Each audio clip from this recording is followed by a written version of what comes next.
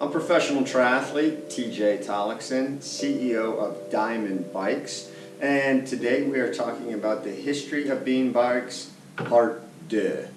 That's a take off of Hot Shots in case you haven't seen that. Anyway, so last part 1 we talked about the soft ride and the Zipp 2001, and we're going to hop up to this bad boy right here. And then after that we're going to go a little bit further in one last episode in the trilogy.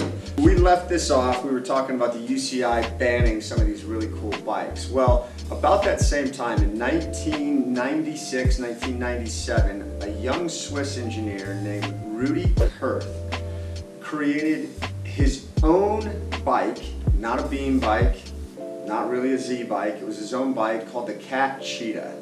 And that CAT Cheetah, and this guy Rudy was a brilliant young engineer, and he was involved in a lot of different things. He spent a lot of time with motorcycle racing and auto racing in Switzerland, and so he had a good background in composites and making different parts. And Rudy designed this CAT Cheetah, and he loaned one to Edco, which is another Swiss bicycle company, to take to a bike show in Anaheim, California, and that was in 1997. That same year, Natasha Badman won a world championship on the bike. Not the Ironman World Championship, but a different ITU World Championship race, long course, on the CAT Cheetah. Now, right after that, that bike was sent to that bike show, and boom, the thing just exploded in popularity. And I say exploded in popularity mainly because people thought it was really cool. They were expensive, they were handmade, made to different sizes of each individual. And so over a 15-year period, from 1998 to 2003, Rudy was still making these CAT Cheetah bikes 100% in Switzerland. And in that entire time that that bike was in production, they sold about 150 bikes.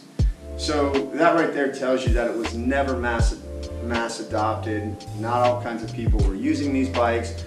So it's very difficult to spot a cheetah at a race, but Natasha Badman did win multiple Ironman World Championships on the Cheetah, and somebody correct me if I'm wrong, but I actually believe Natasha only won Ironman World titles aboard that CAT Cheetah. The bike was so aerodynamic, it was tested against just about anything out there, and it was super aerodynamic. It went so far as to remove the bull horns from the bike. Her CAT Cheetah used twist, grip shift twist brakes to stop the bike, and this was all rim brake. It could have been done a lot easier now with some hydraulics and some other mechanisms. She had some cool stuff on her bike. She had this old Timex watch mounted to the front plate of the fork.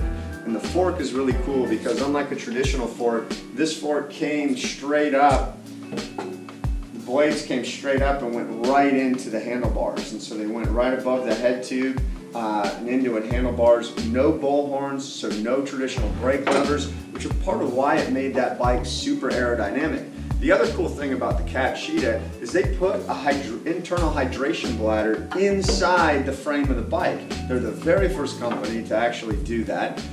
And up until the time that I started racing, I knew about this CAT Cheetah, I was interested in this bike, and at the time these bikes, late 90s, they were almost a $5,000 retail price bike, which was absolutely unheard of at that time in terms of bicycle frame cost. And so you could tell though by the low numbers that were actually manufactured, how specific these bikes were and how important they were to the history of the sport of triathlon.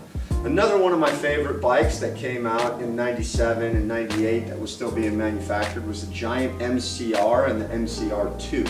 Now this also was not a beam bike, but it was a cool radical design bike. And these stuck around in triathlon into the early 2000s because once they were banned by the UCI, they stopped making them. But again, because Giant manufactured the MCR, they were made in the thousands, not in the hundreds, and so they were easier to find and use at races. Another small niche manufacturer that was really important through this whole time period was Titan Flex. Now Titan Flex, the name Titan comes from the titanium frame. So these were titanium frames that were not necessarily beam bikes, but they were unusual designs. And so you can see this titanium frame in a graphic up here, what it looks like. Titan Flex was one of the more popular frames during this time period, never mass produced, always produced in small batches. It was titanium, so it was a welded bike, but still a popular bike during this kind of dead zone of the beam bike, which was after the UCI banned the bike until we launched the Dimond bike, revived that in 2011. So there was this period from 1998 to 2003, that 5-year period where the CAT Cheetah was very popular. They were all the way, there's 15-year production, so they were out of production in 2013 was the last time a CAT Cheetah was produced. So this area between 1998 to 2003 was largely, to 2013, was largely what we refer to as the dead zone for beam bikes. Now during that same time, I rode a Zipp 2001 frame at Ironman Lake Placid. Okay, the first race I actually did with it, the first Ironman I did with it was in St. George a couple months earlier, but I was 3rd place at that race. I didn't actually win an Ironman on it until Lake Placid in July. And this was a bike that at the time was 15 years old. The Zipp 2001 carbon beam bike, space age design. So it was really cool. The bad thing was it was designed in the 90s, and I was trying to ride this in the early 2000s. And so I approached Zipp. So I'll back up the story a little bit on how this all happened. So I ended this long-term contract with a company out of California that has a big S on their logo, and I struggled to find the right relationship for a bike sponsor. So struggling to find the right relationship, finally my wife said to me, why don't you just go out and buy whatever bike you think is the fastest? And I was privy at the time, I was on the Zipp test rider team, and I was privy to some knowledge. Zipp had done some wind tunnel testing in Charlotte, North Carolina, and at the time the stock bike that they were using to test was the Pt.2 carbon. And just for fun, one year they took one of these old Zipp 2001 frames and tested it. It actually beat that Cervelo P3 in the wind tunnel at every yaw angle except for 0. Okay, so this bike I knew was faster than the Cervelo in real world riding conditions, and so I was like, I gotta get my hands on one of these. And I called Zipp and said, I want to buy one of these, can you help me out? They found an employee who had one in his garage. He sold it to me for $1,200, and it was actually delivered to me in Des Moines on my wedding day by Zipp engineer David Morse. And we'll get into the David Morse story here in a little bit, but because he played a very important role in this company. But for right now, we'll talk about, I got that bike. We did some modifications to it. It had a quill headset on it, so we had to press a Chris King headset into that bike. We had to modify the axle spacing because it was made for Shimano 7/8 speed components, and at the time we were running 10 speed components, so that needed to be changed. So we made all these modifications to the bike. I was able to ride it, raced it, had great success with it, won my first Ironman on it, and right after that I called Zipp and said, hey, we gotta start making this bike. I knew as soon as I started riding this bike that, hey, we gotta start making this bike because it's too fast not to revive. Zipp said, that's great, we don't want to make bike frames because our #1 customers are frame manufacturers, and we don't want to mess in their sandbox. We want to supply wheels and keep them happy customers. But if you're interested, we can help with some engineering, possibly some molds, and you can take it over. So they had these old molds in Indianapolis. They were fiberglass molds that they made for the Zipp 2001. And they talked about giving them to me, and then they decided, no, they're not in good enough shape, you're gonna start over anyway.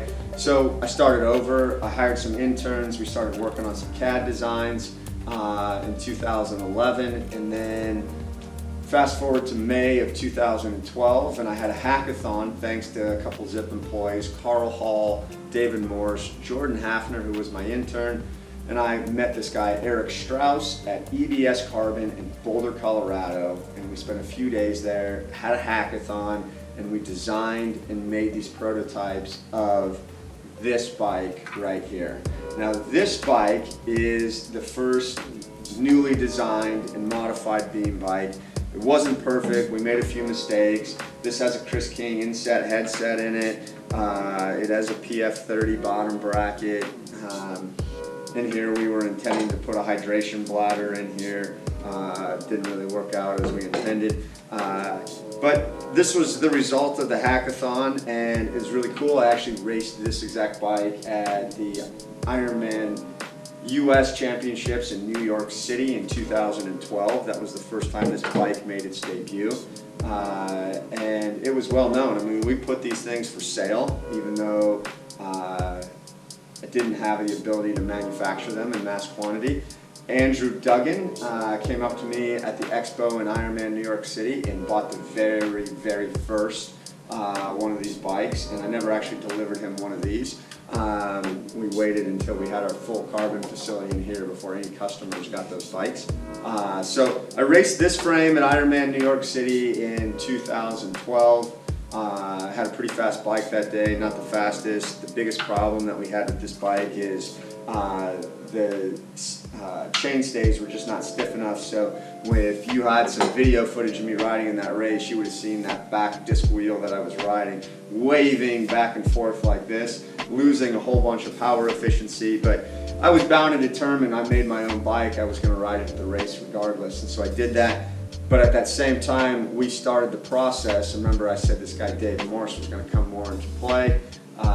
Shortly thereafter, Dave left his job at Zipp to come work here at Rooster Sports and Dimond Bikes full time.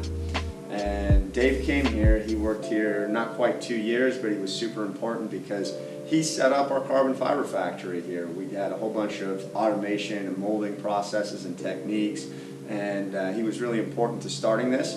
And a year later, in November of 2013, the very first frames that we manufactured out of here, it's this blue and yellow one, you'll see it. We took it to the wind tunnel in Scottsdale, the faster wind tunnel. We tested it, and the guys at the faster tunnel were absolutely blown away because they had a Cervelo P56 that had destroyed every bike that had ever been in the wind tunnel. And then we took this first Dimond into the wind tunnel, and right away beat that Cervelo very handily, and the guys at the wind tunnel were so amazed, and they started selling the bike for us. And shortly thereafter, we started shipping bikes to customers, and we started shipping bikes to customers all over the world. Now, the important thing about this is during this timeline, there were several other manufacturers that were coming into play too. So after I made this big splash on a beam bike, it got a lot of media attention, caught the eye of some other manufacturers and companies. And alongside us manufacturing this bike, a company out of the UK called Reap Bikes started making a bike. This was after I raced in New York City and after we launched in Arizona. But in 2014, we had production models. Reap took hold of that idea, and they made a bike that looked very similar to ours, a one-piece bike. But they're a big part of the beam bike history as well. And at that same time, there was one other big player that came into play out of Asia called Falco Bikes. And Falco started making this radical Tron-looking bike, and they were underselling us by quite a bit. Their frames were all made in Asia. They were kind of futuristic looking. Some people loved them, some people hated them. Falco no longer exists as a company, and so they're not making bikes anymore. I last heard that there were some kind of spin-offs on this, but they had an important part in the beam bike revival. And then the last part we're going to get into in section 3 to look forward to is the story about Cervelo. Cervelo came several years after us. They had a few different ideas in mind to make bikes. They did all kinds of R&D and testing, and this was delayed. But they bought our bike, Track bought our bike, and Tanaru bought our bike to test it in the wind tunnel. And ultimately, the best compliment that Cervelo could have given me was making their own beam bike that was an attempt to imitate the aerodynamics of the Dimond. And so we'll get into that in part 3, but that's part 2 of a history of a beam bike. Thanks for joining in. Hope you saw some really cool bikes and enjoyed the history lesson.